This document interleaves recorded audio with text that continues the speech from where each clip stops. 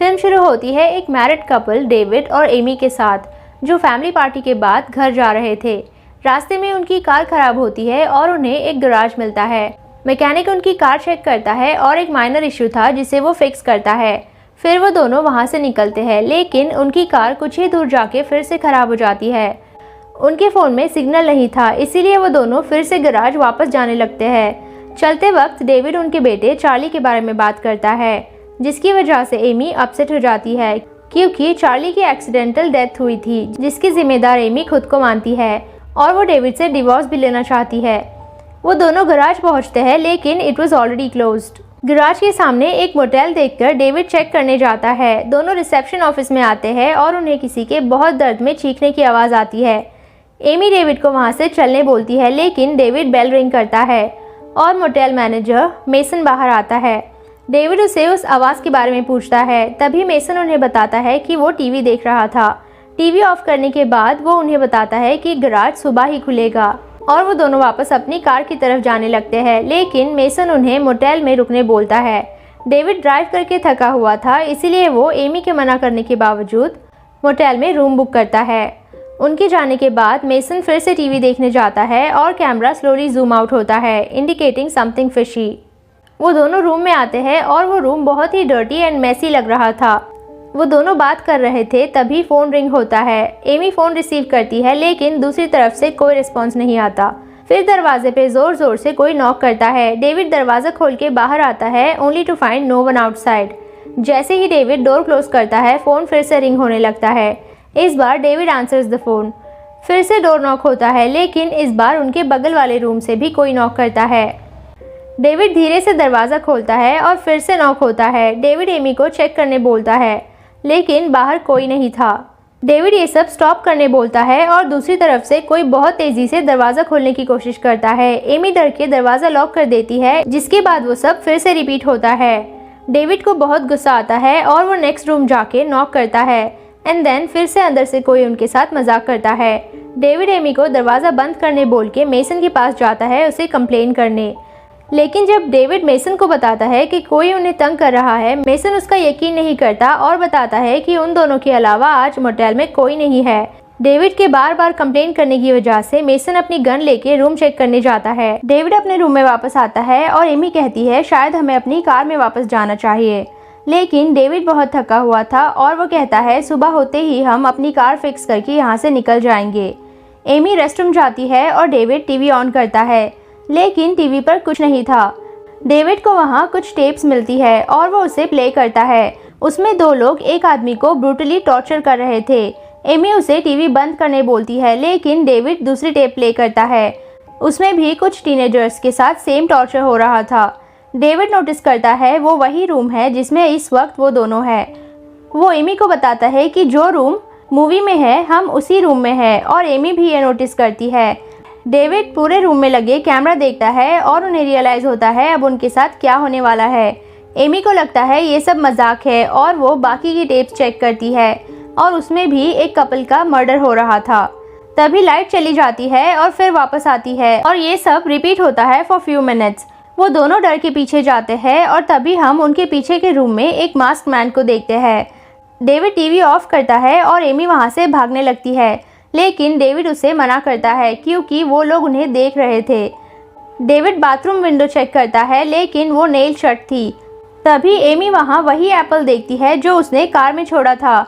उन्हें रियलाइज़ होता है कि उनसे पहले ही कोई रूम में आ गया है, लेकिन चेक करने पे वहाँ कोई नहीं था।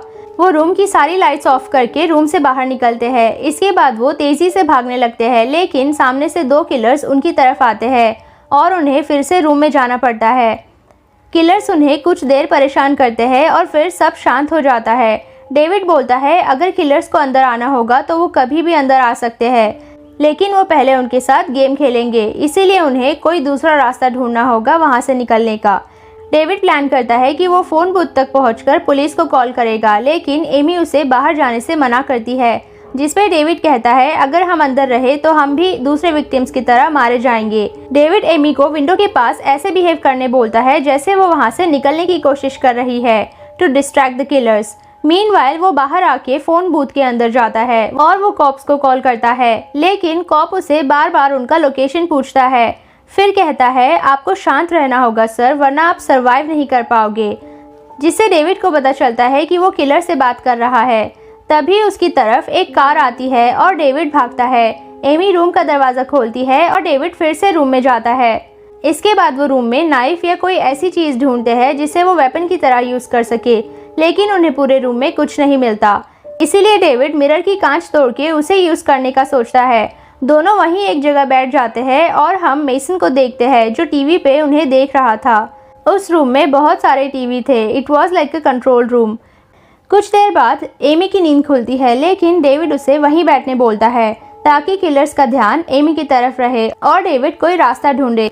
डेविड टेप्स को रिपीट पे देख रहा था और उन्हें पता चलता है मेसन यही टेप्स देख रहा था जब वो दोनों मोटेल में आए थे। डेविड टेप्स में विक्टिम्स की मिस्टेक्स देख रहा था और तभी वो देखता है एक किलर हर वीडियो में पहले से रूम में मौजूद था। इसका मतलब हर रूम में कोई हिडन रास्ता है। डेविड फिर से टेप चलाता है और देखता है वो किलर मेन डोर से कभी अंदर आता ही नहीं है और जिस जगह से वो हमेशा अटैक करता है वो है बाथरूम।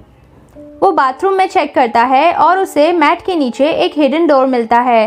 तभी वहाँ एक आदमी आता है जिससे वो दोनों हेल्प मांगते हैं, लेकिन उसके पीछे किलर्स थे और ये दोनों उसे अलर्ट करने की कोशिश करते हैं। तभी मेसन वहाँ आता है और उस आदमी को कुछ सामान देता है। इसका मतलब वो आदमी भी उनके साथ था और वो उन्हें इग्नोर करके वहाँ से चला जाता है।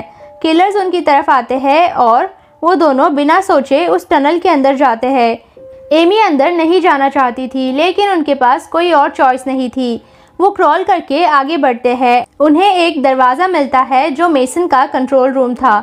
वो बाहर आते हैं और कॉप्स को कॉल करते हैं, लेकिन तभी मेसन किलर्स के साथ वहाँ आता है। वो देखता है उन्होंने कॉप्स को कॉल किया है और गुस्से में किलर को टनल में भेजता है। दोनों क्रॉल करके जाते हैं और किलर उनके पीछे था and he was crawling like an animal.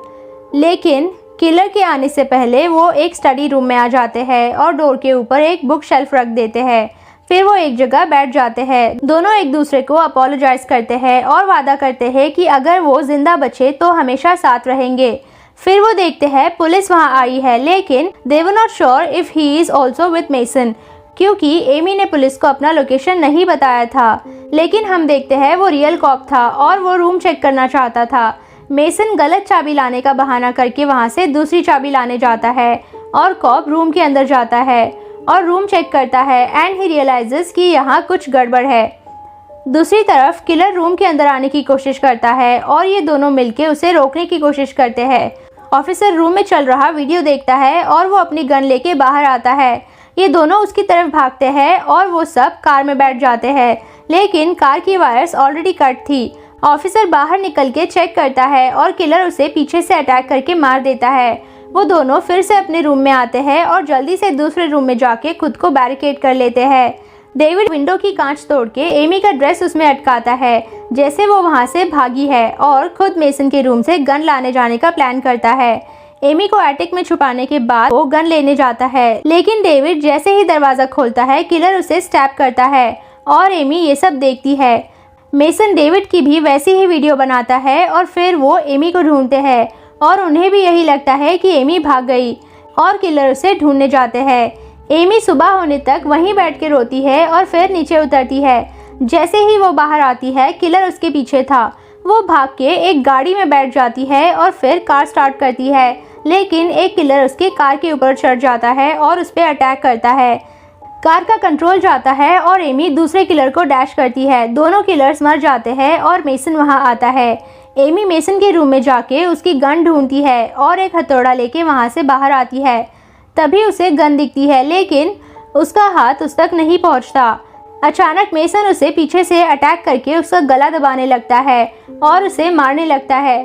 फिर वो उसे घसीट के बाहर लाता है और कैमरा की तरफ देखने बोलता है। एमी उस पर अटैक करके वहाँ से भागती है, लेकिन वो उसे फिर से मारता है, but luckily he throws her near the gun. Amy जल्दी से उस पर 3 बार शूट करती है और मेसन नीचे गिरता है। इसके बाद वो डेविड के पास आके रोने लगती है, लेकिन डेविड जिंदा था। फिर वो मेसन की पॉकेट से फ़ोन वायर निकालती है और कॉप्स को कॉल करती है, जिसके बाद वो डेविड के पास बैठ के पुलिस के आने का वेट करती है and the movie ends here.